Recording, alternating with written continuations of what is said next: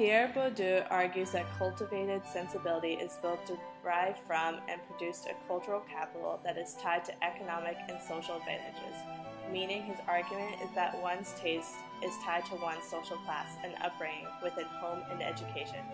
Bourdieu classifies faith societies into two different systems, cultural and economic. Cultural status is determined by how much cultural capital one possesses.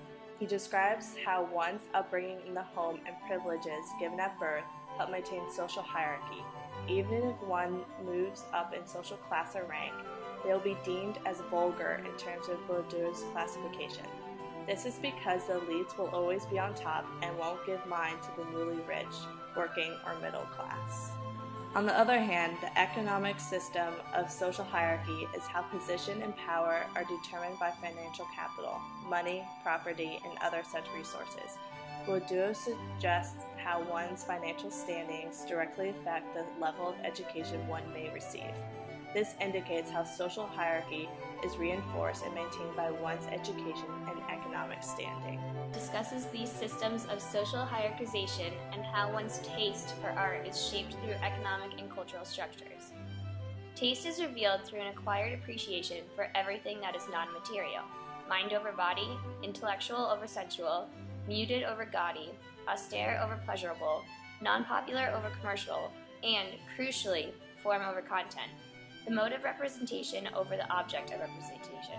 Prestigious taste's pursuit of non-utilitarian disinterestedness and purity leads it to shun everything that might appeal to lower popular appetites.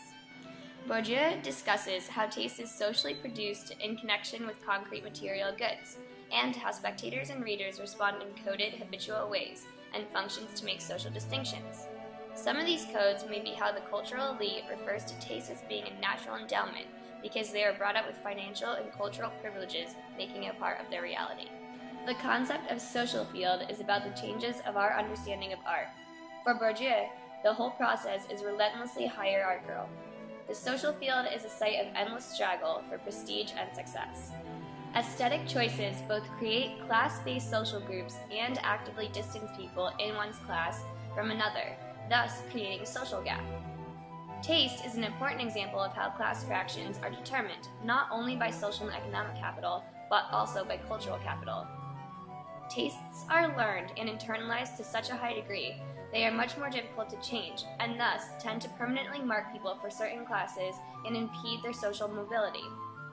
Tastes of the dominant class tend to dominate those of other classes. One cannot move from the primary stratum of the meaning we can grasp on the basis of our ordinary experience to the stratum of secondary meaning.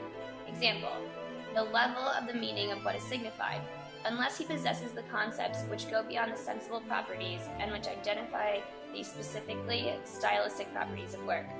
Thus, the encounter with a work of art is not love at first sight, as is generally supposed in active empathy. Pierre Bourdieu's main conclusion from distinction is how one's social class is maintained through their background, upbringing, education, etc., and financial settings. He establishes how one's class differs from others mainly with regards to taste, when it comes to art and how art is viewed by different people, always resulting with the elite having the best taste in art, because they can appreciate it specifically because of their upbringing, in a way other classes cannot. We can conclude from the distinction how his arguments always come back to his overall thesis. Social hierarchization is determined and maintained through cultural and economic systems.